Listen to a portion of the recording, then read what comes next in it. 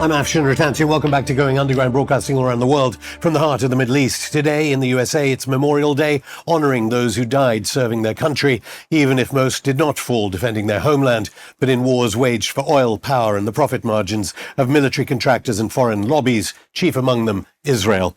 Today, we'll see continued Trump complicity in the NATO nation-armed genocide in Gaza. That's even as Washington's most obedient allies, Netanyahu's co-belligerents, Britain, France and Canada, are grumbling about the Holocaust they actively participate in. Joining me now from San Francisco is Alison Weir, founder and executive director of If Americans Knew, a non-profit organization exposing how the U.S. media and foreign policy establishment systematically erase Palestinian suffering and distort the reality of Israel's war crimes. Alison, thanks so much for coming on Going Underground. I better start in a week where we've seen more carnage and, who knows, a Israeli attack on Iran, information about which was leaked earlier in the week from the Trump administration. I better start by saying, what is If Americans Knew? And I suppose more disturbingly, why don't they know? Well, they don't know largely because the media is so poor, has covered Israel-Palestine so poorly for decades. It's getting slightly better now among some sectors, but still very poor overall and very bad in the conservative media most often. If Americans Knew, I started a number of years ago after visiting the West Bank and Gaza as a freelance journalist during the Second Intifada and traveled around with my notebook and my camera and saw for the first time what was going on. I had no idea about that. Very late in my life to discover that.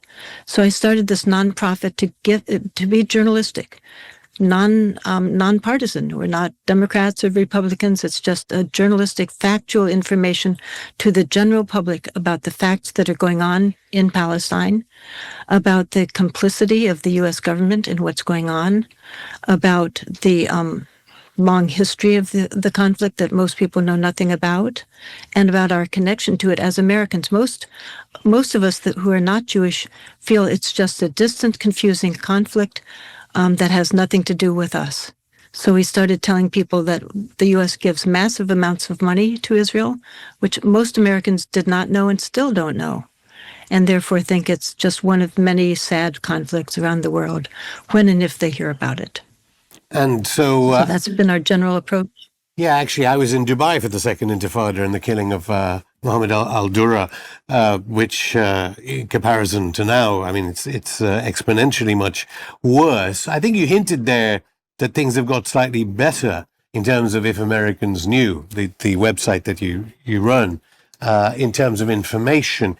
How do you characterize how lockstep the so-called mainstream media is?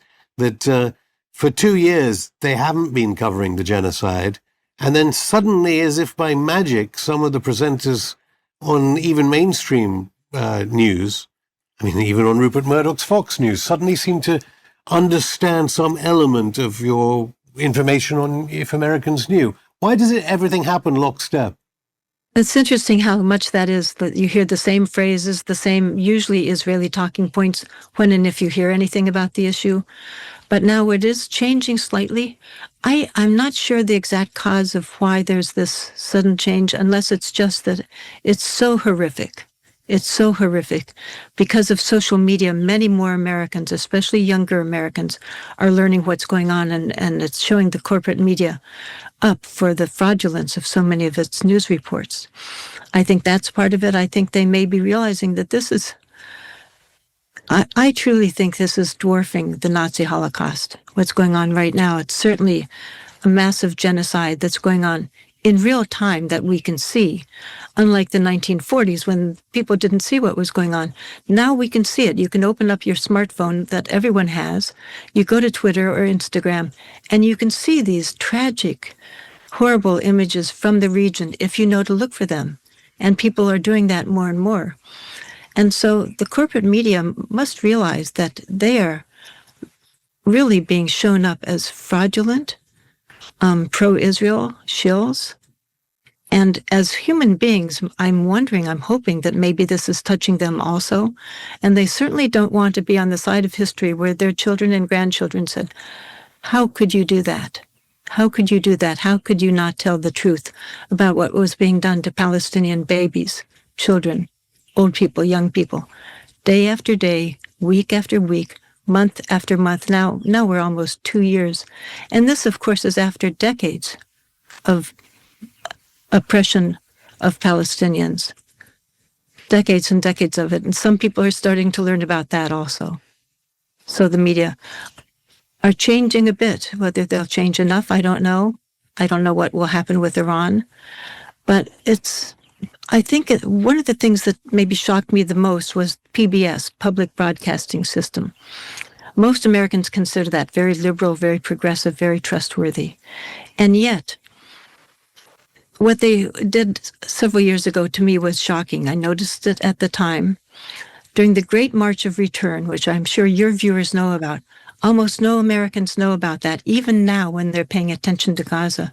They don't know that in 2018 through 2019, thousands of Gazans, men, women, and children, were gathering to use Gandhian nonviolent protests, week after week after week, 86 weeks in a row, almost 2 years, and every week they were being shot, some killed, many maimed. Women, children, old people, medics, journalists, this went on and on and on. And Americans don't even know about it. You know, many people say, well, what Hamas did on October 7th was wrong. They don't know for 2 years Palestinians had tried massive nonviolence after years of smaller nonviolence. PBS in some ways is the worst because they actually co-produced with the BBC a documentary about the Great March of Return. It was flawed, but it had very strong footage of Palestinians of all ages being shot. It was scheduled to be shown on our local PBS station, the one that many of us watch. I watched the one in San Francisco. Those of us that were following it were very excited that this was finally going to be shown to the American public. At the last minute, it was canceled. I and other people phoned KQAD asking what was going on. They said, oh, it's just been postponed for breaking news. It was not breaking news at all, but they said it was postponed. After a while, they admitted they would never show it. Never would show that. So here, people in England, bad as BBC may be, BBC did show that. People in England saw that documentary, even though Frontline PBS program had co-produced it, had scheduled it. It was never shown to Americans. I've just written an article, and it struck me that if Americans knew, if Americans had seen that documentary, seen that footage, had been told that it's our tax money that is paying for those bullets that are hitting children in the head, that are causing massive amputations, that are causing misery, if they had seen that, I like to think that so many of us would have demanded that we stop supporting Israel, we stop supplying it with billions of our dollars, that might have brought change, and October 7th wouldn't have ever happened. But it wasn't shown to Americans, and PBS has a lot to account for. Yeah, But I that's just understand. I one of understand that many the BBC then had to apologize because it may have linked to Hamas, and I suppose, so they are in a sense recruiting for Hamas, and Israel is perhaps the greatest recruitment sergeant for Hamas, is the implication. Interesting, you used the parallel of the Holocaust. Most Israelis, according to polls, show they support the genocide, but those brave enough not to, some were demonstrating this week, and people said, well, they should be, it's like Germans during the Holocaust should have tried to stop the trains going to Auschwitz rather than just demonstrating. I mean, you found it if Americans knew, and for your troubles, you got a visit from the FBI. Tucker Carlson is one of the few commentators on so-called mainstream, well, people watch him, who talk about the genocide. How dangerous is it for, be it you or be it Tucker Carlson, to talk the way you do about what's happening in Gaza? Why were the FBI talking to you? It's hard to know what will happen with that. I mean, certainly until now, I've, occasionally gotten a death threat. It's been smeared. I'm called whatever nasty word, and in addition to, of course, being called anti-Semitic. This is the James Comey FBI, not the Kash Patel FBI. That's right, exactly. This was under the Biden administration. I was astonished. They showed up at my door, and unannounced. They could easily have phoned me or tried to reach me or whatever, but suddenly 2 FBI agents showed up and said they wanted to ask me a few questions. My son lives just across the way, so I said, I'm going to get my son. I wanted to witness. He came out shocked that there were FBI agents there. But I immediately told them, and I've nothing to hide. Everything I want to be public. I really did the opposite of hiding. And yet, the way things are, my now understanding of what's going on, I told them I would not answer any questions. But I asked them why they were here at my home. And at that point, they said, and I had my phone out, our wonderful phones that I could videotape the whole thing the whole time, which I did. And when I said that, they were very friendly and smiley, and they said, oh, then we'll leave. And they left. I don't know if there'll be another visit that's less friendly or if I'm safe for now. But there are, truthfully, I don't want to be overly dramatic. I'm not suffering anything at all compared to what other people are, especially in the region. But there is a danger connected to what I'm doing. Certainly, there's a danger to people's livelihoods, to their reputation, by connection to their families, to their extended families. I have many grandchildren. So you do pay a bit of a cost. It's something we're duty-bound to do. And I'm proud to have been doing this for over 20 years. But there is a cost, and makes it very difficult for many Americans to be as public and to speak out the way I feel they should. Well, Palestinians say you'd be on the right side of history, but especially as a journalist, you know about the number of mysterious deaths of journalists in the United States who cover stories and try to alert the American people to stories that are not in the interest of the so-called deep state, whether it be Michael Hastings, Gary Webb. The roll call, there's an immense roll call. I mean, how frightening was this? Well, again, there have certainly been, Gary Webb's a very good example of a just tragic loss, whatever happened there. But I think that I'm not worried about my physical safety. Perhaps I should be, but people do say I should be, but I'm not. It's more the reputational cost that I feel goes on and silences people. I think I was talking to somebody saying, why don't more people speak out, once they know? Why don't they do more and say more? And he says, the answer was, there's no cost in the U.S., whereas when you speak about Palestine, there is a cost. There's a good chance you'll lose your job, not be promoted, be smeared as an anti-Semite, or called a white supremacist if you happen to be white, or called a racist if you happen to be black. So there's really, look at what's happening with students here. Some are not getting their diplomas, they're being suspended. Some people are being deported. So there's a cost when you speak out, but Alison Weir. Of course there's a larger gain. Alison Weir, I'll stop you there. More from the founder and executive director of If Americans Knew after this break.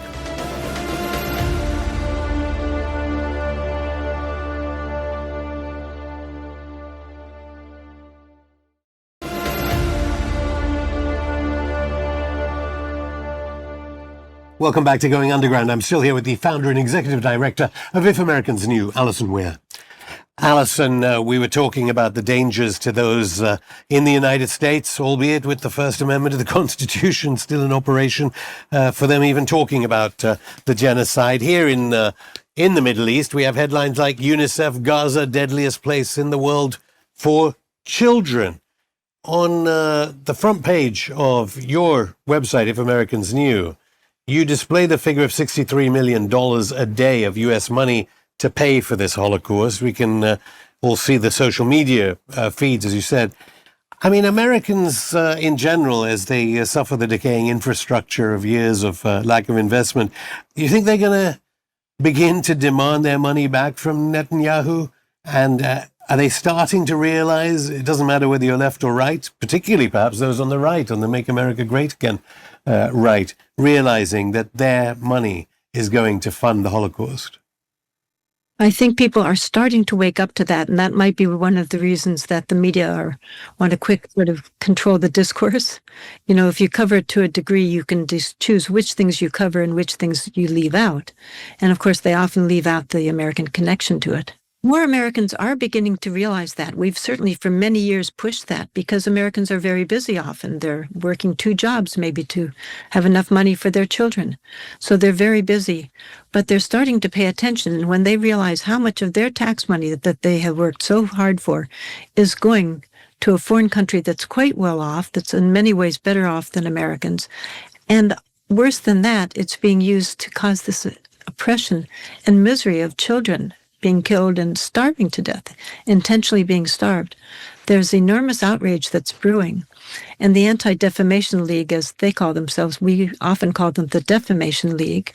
This is the group that claims to find anti-Semitism under every, bush. In reality, what they are starting to find is they made a whole people document waking up about you. to what is. I'm being told. That's right. That's right. So I guess you can be proud of that. Very, Accusing you of what? The usual slurs.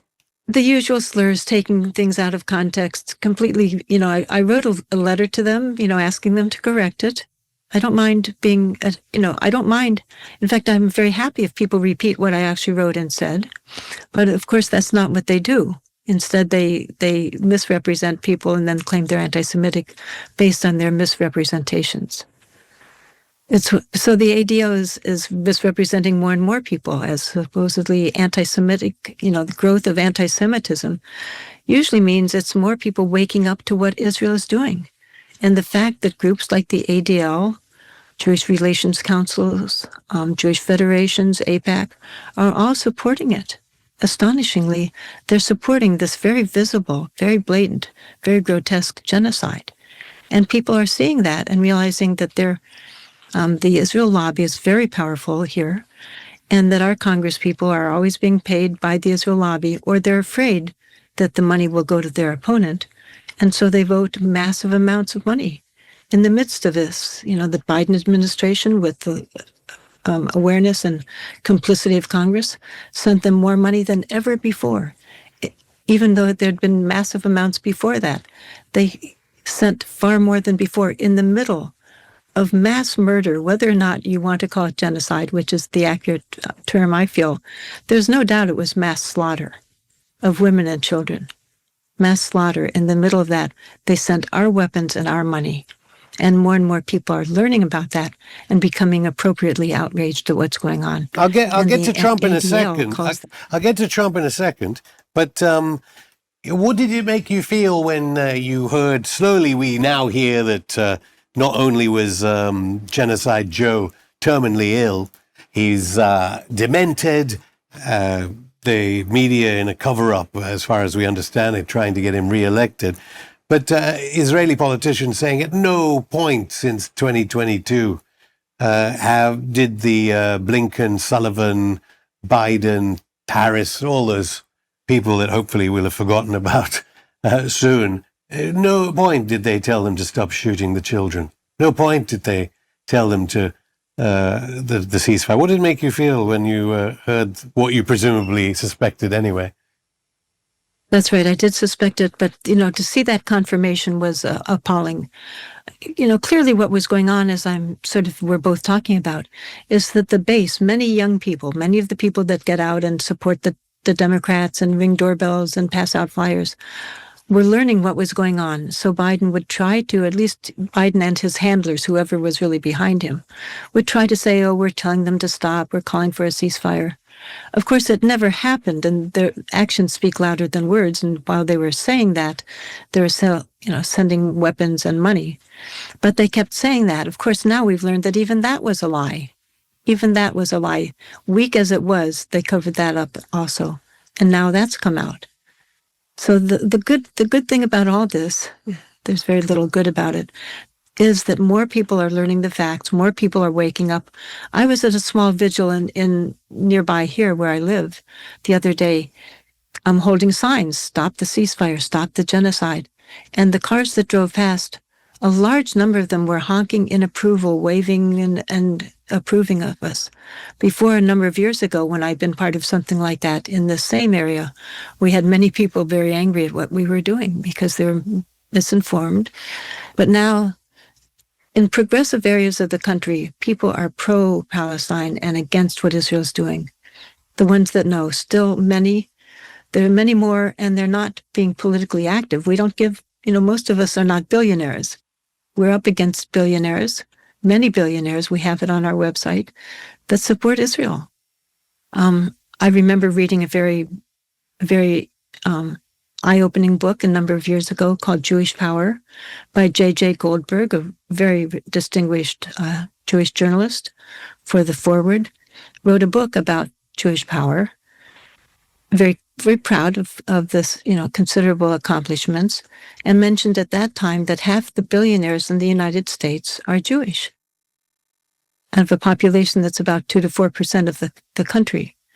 So what happens, that number may be lower now or maybe higher, I don't know. But I think what we find is the billionaires in the United States, many of them do support Israel, sadly, and use their money in support of Israel. The other half of the billionaires, for the most part, really don't care one way or the other, have no connection to it, feel no connection to it. So even though they have massive amounts of money that could be mobilized on behalf of human rights and what I feel should be American principles, it's not mobilized. So when we're talking about wealth, we have the wealth of the country, substantial portion of it being used on behalf of Israel, and the other wealth not being mobilized at all. That's the infamous anti-Semitic trope. That's the one that's always used. In fairness to one billionaire, Elon Musk, and by the way, we invite dead-eyed Blinken, who I think by his stepfather is linked to Jeffrey Epstein. We invite him on the show. He seems to have disappeared. But one billionaire, Elon Musk, his dad was on the show actually the other week, has allowed us to see what's happening in Gaza on our social feeds because he stopped the censorship to a degree so that we can see it. But I suppose we better get on to, Elon Musk's Elon Musk's boss. Sorry, yeah. I just quickly want to point out, because I do want to point out, many of the people at this vigil were Jewish. Many Jewish Americans, fortunately, are in full support of Palestinian rights and are speaking out. So that's definitely grown much more from the way it had been previously. So certainly the people supporting Palestine are a very diverse group. Christian, Muslim, Jewish, secular, religious, African-American, white, Latino, most Americans have an Asian, unfavorable opinion of Israel right now, according to the latest polling. Well, we better go to Musk's boss, Trump, of course.